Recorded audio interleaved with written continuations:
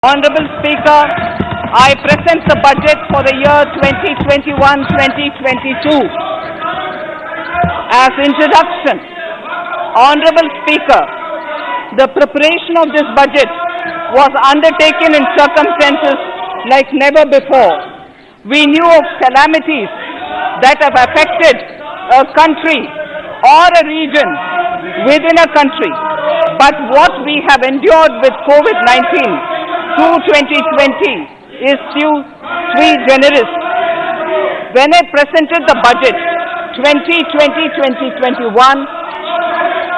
we could not have imagined that the global economy, already in throes of a slowdown, would be pushed into an unprecedented contraction. We could not have also imagined then that our people, as those in other countries, would have to endure the loss of near and dear ones and suffer hardships brought about due to a health crisis. The risk of not having a lockdown was far too high. Within 48 hours of declaring a 3-week-long complete lockdown, the Prime Minister announced the Pradhan Mantri Garib Kalyan Yojana, valued at 2.76 lakh crores, that provided free food grain to 800 million people, free cooking gas for 80 million families for months, and cash directly to over 400 million farmers, women, elderly, the poor, and the needy. Even as a large section of citizens stayed home, milk, vegetables, fruit suppliers, health and sanitary workers, truck drivers, railways and public transport workers, bank employees, electricity workers, annadatas, police, firemen and the armed forces all had to go about their work as normal, but with the additional anxiety of the virus hanging over them. We recognize this, and I think I speak on behalf of everybody in this august house when I express my heartfelt gratitude to these men and women for how they were able to carry out their work and duty to provide for the nation's basics over those crucial months. Speaker, sir, for public good, honorable members of parliament and members of legislative assemblies too offered their salaries. In May 2020, the government announced the Atmanirbhar Bharat package. To sustain the recovery further into the year, we also rolled out 2 more Atmanirbhar packages, 2 and 3. Total financial impact of all the Atmanirbhar Bharat packages, including measures taken by the RBI, was estimated to be about 27.1 lakh crores, which amounts to more than 13% of our GDP. As a government, we kept a watch on the situation and were proactive in our responses.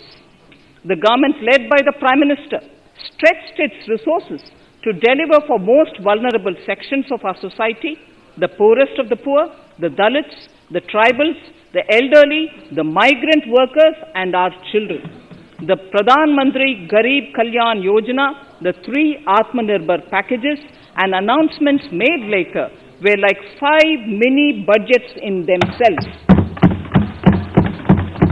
The Atmanirbhar packages accelerated our pace of structural reforms, redefinition of MSMEs, commercialization of the mining sector, agriculture and labor reforms, privatization of public sector undertakings, one nation, one ration card, production-linked incentive schemes are some of the notable reforms carried out during this period. Faceless income tax assessment, DBT, and financial inclusion are the others. Today, India has 2 vaccines available and has begun medically safeguarding not only her own citizens against COVID-19, but also those of 100 or more countries. It is added comfort to know that 2 or more vaccines are also expected soon. Honorable Prime Minister launched the vaccination drive by crediting and thanking our scientists. We are ever grateful for the strength and rigor of their efforts. Having said that, we are all reminded time and again that our fight against COVID-19 continues into 2021. Now, just as it happened after the two world wars, there are signs that the political, economic, and strategic relations in the post-COVID world are changing. This moment in history is the dawn of a new era, one in which India is well poised to truly be the land of promise and hope. I borrow the words of Rabindranath Tagore. Faith is the bird that feels the light and sings when the dawn is still dark. Faith is the bird that feels the light and sings when the dawn is still dark. In this spirit, I can't help but recall the joy that we as cricket-loving nation felt after the Team India's recent spectacular success in Australia. It has reminded us of all the qualities that we as a people, particularly our youth, epitomize of having abundant promise and the unsuppressed thirst to perform and to succeed. Today, data shows that India now has one of the lowest death rate of 112 per million population and one of the lowest active cases of about 130 per million. This has laid the foundation to the revival we are seeing now in the economy.